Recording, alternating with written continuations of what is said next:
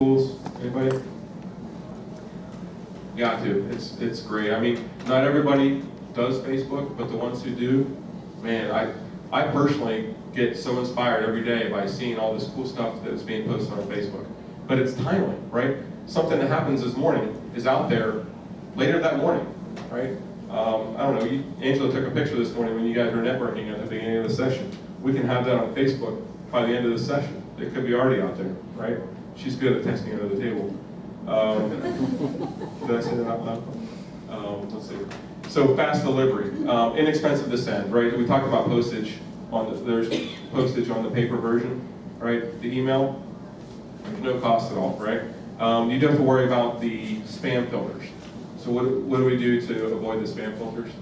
We have to put like a real subject in. Right. Keywords and make sure that they're in the headline as most specific. Yeah, the subject line of the email, Right. You need to pay attention to the subject line of the email. Right. You can't just say news or something like that, right? You include the school name, that kind of thing. Let's see. You can use the online sites that are available for the email that we talked about, Constant Contact and MailChimp. According to Angela, are very user-friendly. I don't know if that's true or not because I haven't used them, but I'm going to go on your word there. You can send very frequently, right? You don't have to worry about monthly, bi-monthly, annually, whatever. You can send the email weekly, right? And maybe you don't want to do it every day, it might be overkill, but weekly might be the right time. You can track, there was a question about return mail. You can track if someone's opening. We get a report or we have online access, right, to who's opening our emails.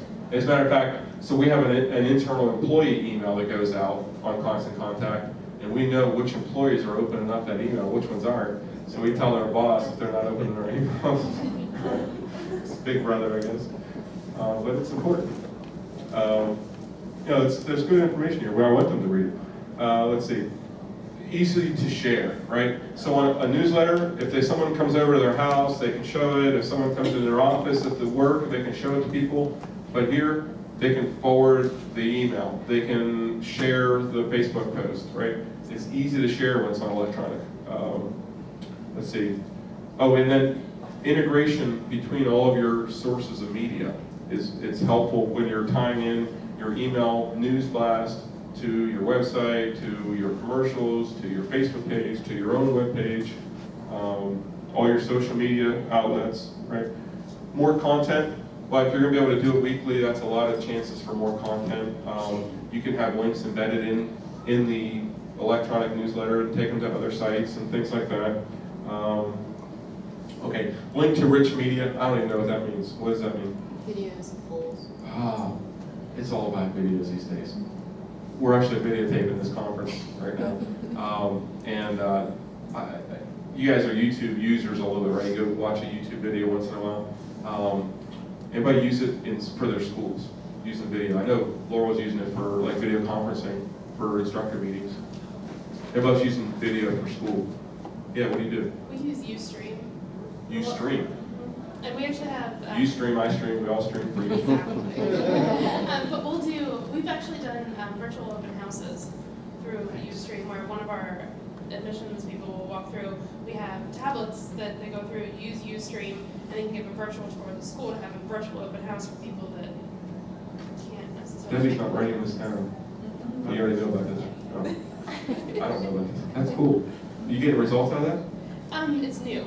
Okay. We're starting to see some results, but fine-tuning at this point. Okay. So. That's cool. Someone over here was doing something too.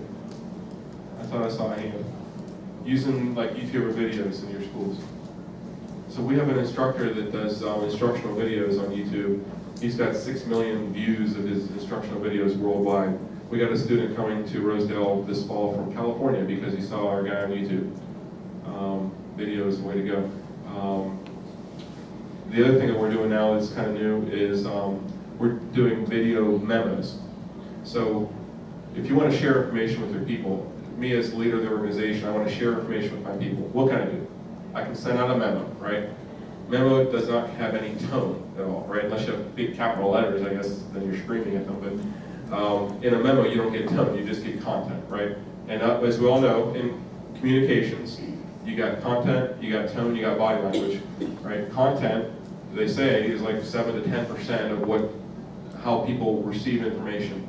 They say the body language is like 20 to 30% of how people receive information. They say that tone is like 50% of how people receive information, or even more than that. So in a memo, there's no tone, right? So you can get tone by getting people together in one room for a meeting, right? You guys all came here on time here for this meeting, and right, we all got in the same room at one time, and that's great. It's because we're all here at this conference. How hard is it though to get all your people together for a meeting? You know, you feel like you're taking time out of their day, and it can be important, right? Excuse me, but to make the commitment to make time and all be in a room at one time in the same place, okay, that's good. You have to do that sometimes. You have to convey that information in person sometimes, but you can't do that too much because you're going to kill your people. They have other stuff to do. They're out there serving your students. So a way to get the information with body language, with tone, is a video memo. So I'm now sending out like little 2.5-2-minute video memos to my employees. And I don't do it all the time, maybe once a month or so. But then it allows me to supplement with additional information that is not just in a memo, not have to be at a meeting at 2 o'clock today, whatever. And I think it's going over fairly well. And we're reaching out to the employees in about 3 different ways to make sure they get the video. So we send a text with a link to YouTube. So you've got a smartphone, just click on the message, and there's a little link right there. It takes you right to YouTube. We're sending out an email, and it's a separate email, and it's also in our weekly email blast, where you click on a link on the computer, right? They can do this at home, so it's on their time, whatever's convenient for them. And then the third way is we send out actually a piece of paper saying, hey, you got an email, here's the link, type this in, or go to your email. Whatever we can do to get people to go look at this video. But video is the way to go. And it's easy to embed video links into an email blast, right? So for students, if you want to show them prospects a little video of something happening at your school, think of the power of, y'all have cool stuff happening at your school every day.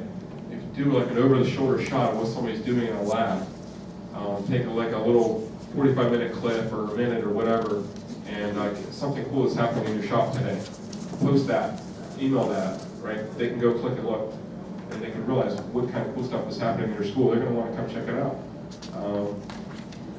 Even for students who haven't been in school for a while, they graduated high school years ago, and now they need to be trained in something to get a skill, to get a job. They're not sure what it's like. They haven't been to school for a while. Show them. Do a little video. So that's a big advantage of the digital email. Do we have any cons? Yeah. Okay, so cons. Cons of doing the paper version. The cost. Okay, we talked a lot about cost. Printing and postage. To me, it's an investment, but you have to make that investment. Production timeline. So you can't just instantly have a newsletter produced on paper, right? It takes time to do the layout, to write the content, to get it produced, to get it mailed. So the timeline's a little off. It takes a little time. The investment of staff or vendor time, right? Either spending money on some other third-party service to do this for you, or you're spending money on one of your people to do it for you, right? So there's an investment there. Of course, that would be true with the email version too, I guess, but maybe not as much. Let's see, unable to track readership. Yeah, it's hard to know if people are reading your newsletter. I mean, you know how many are coming back to you in the mail, which isn't hopefully not many, but you don't get that report that you get on an email blast of who's reading your email. Let's see, more difficult to share with others. We talked about that. I mean, you actually have to show somebody. And limited space. I mean, you're not going to produce a 49-page newsletter, right? It's going to be anywhere from 2 to 10 pages or something like that. So there's a little bit of limited space. That's why it's important to make sure you get that important content up front. So the cons of the email. Okay, I don't know how many times this happened to you, but it happens all the time to me. I probably get 300 emails a day. Most of them are spam, and every once in a while there's a good email that I just want to see, right? So there's going to be emails that you don't see, and also there's going to be emails that they do see, and they say, I didn't see anything good in there last time, I'm going to skip by it, right? So they don't even see it. At least if you mail them a newsletter, they have no choice but to see the cover, right? So they get a chance to entice them in. And on an email, you get the subject line of the email, that's all you get. Unless you have the view pane turned on, which I don't. Let's see. Oh yeah, formatting looks different. So on everybody's devices, if you get email on your smartphone, or if you get email on a tablet or on your desktop, everything kind of looks different, right? And certain operating systems show certain fonts and colors a certain way, and certain ones don't. So you think you're sending out something that looks like this, and really when it gets received by some people, it looks like this. Limited layout design quality. Can you expand on that a little bit? Basically, you're limited to the narrow, what's like 600 or 700 pixel width. So it's going to continue going down. So the main information that you're going to see is just going to be in that top portion. In order to keep the reader interested, you have to have the big, juicy stories at the top in order for them to scroll down more. So I challenged Angela, she could work the words limited pixels into the conversation today during the conference, and she did it. And so I made $20. But that's a good point. You can't do everything on an email that you can do on paper. Let's see. Less personal experience. Oh, how do you mean? So like you're just kind of putting a digital email, you're just sending it to them, whereas with like a paper newsletter, you can either mail it or you could drop it off to vendors and give it to prospective students and physically hand it to them with an email. It's like a little different. Yeah, if someone took the time to mail something to you, you think about this. There's certain students that you've met when you're out in the high schools, and you know you want them to come to your school, and they're still on the fence or looking at their school. You can take that one out of the bulk distribution and jot a little note on it, right? Or include it in an envelope with a special note, right? So there's that personal touch. Let's see, limited audience. First of all, not everybody can use email, but not everybody does use email either. I mean, how many of your students actually use email these days? They text, right? They text and tweet. I don't know. Yeah, email, it's almost old news now, right? But for some people, I still use it. You can email me. Let's see. Oh yeah, on the email version, they got to print it if they want to be able to have a piece of paper or share a paper copy with somebody, right? So they got to take the time to print themselves. And then updating email addresses. We talked about bad home addresses. Well, bad email addresses are probably. How many email addresses do you get? Does anybody have less than 5 email addresses? I think I have 6 or something. And I don't use all of them all the time, but you got to make sure you have the right email addresses, or it doesn't go anywhere. Any other thoughts on the pros and cons of electronic versions? Did I lose you, or is this good stuff? You're just writing down stuff. Yes, I lost you. No, okay, good stuff. Okay.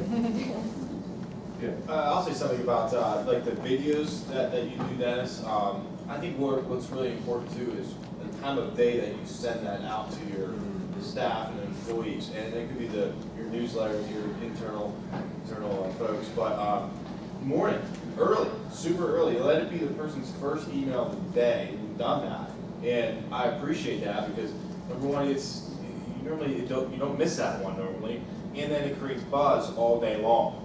And so it gets people talking about it. So Constant contact. You can actually schedule it days in advance to go at 6:15 in the morning on Tuesday or whatever. Yes, it's a big advantage to do that. And you can consider that with your newsletter too. When do you want this to hit the students' home? Probably around Thanksgiving, right? A little bit before. So when they're around with the family talking, I don't know what I'm doing, I don't know what I'm doing. All of a sudden they see the Rosedale thing on the coffee table. I'm going to Rosedale, and then. So timing is very important and stuff. Good call. Cool. Any other questions on newsletters? I have a couple other things I want to share, but yeah. When you talk a little bit about switching to the newspaper, that form of printing, that's kind of that's intriguing. Who are you using for that? How do you mail it? The reason that we did it, first of all, was cost. And our circulation continued to grow, so our cost was going up. I didn't want to cut our circulation, so I was challenged to find another route.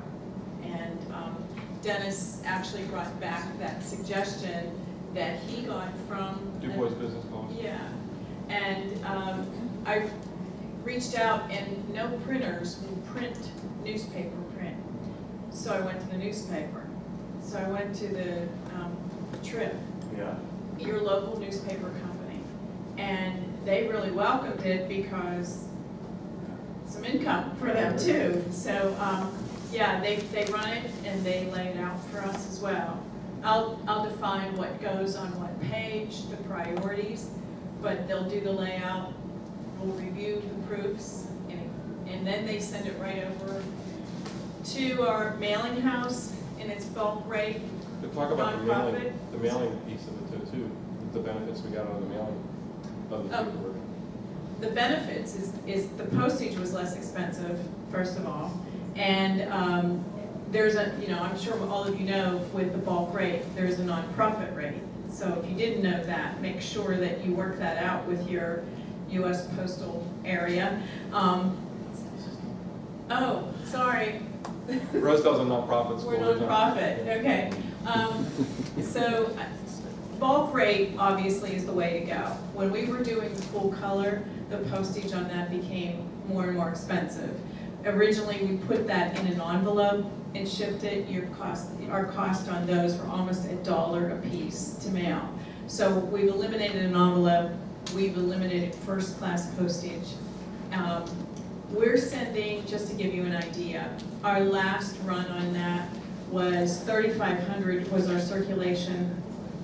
Our cost was $1,200 for everything, for printing, postage, everything, yes. So it's really worth looking into, even if it's only 4 pages to start. But like Dennis said, just start. So do you get the printing done and then you send it to a mailing house? Actually, the Trib will mail it for us. We give them the names and addresses, and those are the ones that don't have them, but they're printed on the back side of it. See the little box back there? That's where they imprint the name. They fold them, and then they take them to the post office for us. They put like a tab on there like that? Actually, we don't do anything anymore. No. That's it? They just print it, They just print it right on there, no label. It's imprinted, and they'll take it to the post office. so you gotta pay attention to what's. Yes. So is that 3,500 you mail out, or does that include the ones you bring back to your school and set in the? That includes the ones, we usually keep around 300 in the school. We also provide Ben with a good 200 to 300 for schools. We mail them to schools, but he always has a supply for career fairs and different things like that. And how often do you do? Right now, we're doing it every other month. Yeah, and again, the calendar is extremely important. Lay it out based on when you have events, so that you always have content. Quarterly, it can be so much the first time that you're gonna say, I'm never gonna do this again, because it will be very time consuming. So don't get into it thinking I have to do this every month. Space it out. Do it quarterly the first time. You'll have plenty of news, probably more news than you thought. So you said you get some content from your instructors, but you probably have, what amount of staff time for writing and gathering information? I mean, that's really the cost, not the direct cost, it's the time. But, how many hours, do you have any idea? Yeah, I would say that we dedicate 1 week to gathering and producing. For each issue. For each issue, yes. 1 week of one person? 1 week of 2 people. Each person, same week. Yeah. We're working on it, proofing, editing, writing, the photography. But see, the photography is ongoing. If you have any type of event, you have your pictures. So it just goes from there and putting it together. Yeah, it's about a week. Yeah. I mean, it might go faster. It might be, 3 or 4 days for us to produce it if we have our archives ready. Any other questions? I'm just gonna add that if you start off small anyways, it'll be less time consuming, and then you can build on that. Yeah, and then you go in and ask for a person that can be dedicated for it. Get the ROI going. Yeah, so. Well, when it works, I I just hand over my checkbook to Debbie, so because it works. So, I got a couple other things to share, and we have a few minutes. But is there any other questions, comments on the newsletter? So, I have learned so much over the past 10 years from coming to this conference, and I've gotten so much support from the people I've met. I'm always willing, ready, and able to talk to other people from other schools and share what I've learned, because that gives me a chance to find out some things from you too. So the contact information is on the front page of the handout, and all of my marketing people are on there too. Actually, Amanda isn't on there, and those are the Rosed Up people. Sorry about that. Well, that'll save you some phone calls, but if you go to the PMI website, gopmi.org, you can get the phone number for PMI as well and get a hold of Amanda there. So also send me a LinkedIn request. I've really actually come to value LinkedIn a lot lately. There's a lot of good information, a lot of ways to use that. So send me a LinkedIn request. That will be true for the staff here too. Let's see. We want to make sure that this conference is valuable to you. As a PAPSA board member, Rudy and I, we spend time and energy all year round thinking about this conference and trying to put together a good conference for you. We need your feedback. Either share it with us individually, there is a form to fill out, or tell your school director, they can pass on the information. But we need your feedback. We want to make sure that this is valuable for you. I've gotten a lot out of it personally over the past 10 years, and I want to make sure that we make this better and better and better. So share information about this conference with us. Stay to the end too. We did a lot of work trying to make sure that there's good sessions all the way through to the end. I know some people like to duck out at the end of the day, but we really try to make sure we have good sessions all the way through. And the big prizes are at the last break too, by the way. Well, actually, one of the prizes is at lunch. Let's see. Oh, I got to put this out. Stay in contact with your legislators, not just in the newsletter, but phone calls, emails. Share information with your legislators. You all know how crucial it is that we have support, whether it's in Harrisburg or Washington D.C. For our sector of education.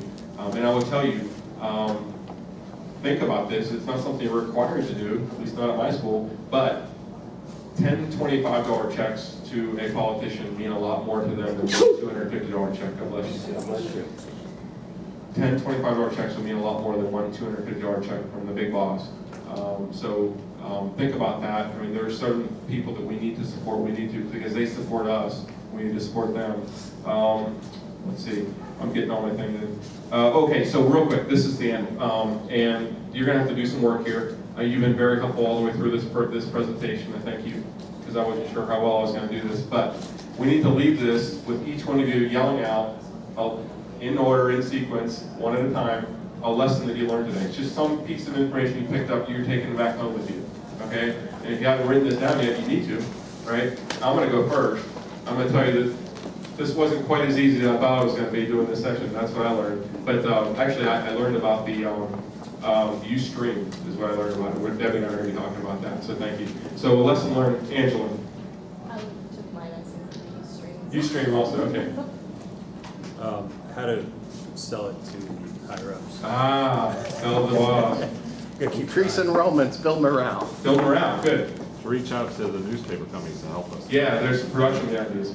Getting vendors involved for ads and. Yeah, the vendors, they love us, right? We need to love them too. Only have things in your lobby that you created and you want them to see. Yes, get those trade magazines out of your lobby.